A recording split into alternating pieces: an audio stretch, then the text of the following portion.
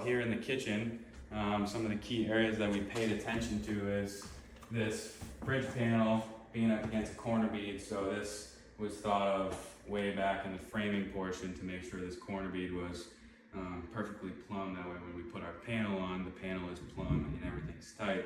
Going back to not using a scribe molding somewhere where we don't have. Another portion that we like to pay attention to and we like to add is when you have an upper wall cabinet going up against a panel like this.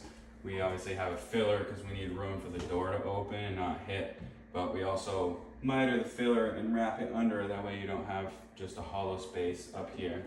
All right guys, so keep an eye out for the final videos as we're going through our home stretch here and in the middle of our punch list.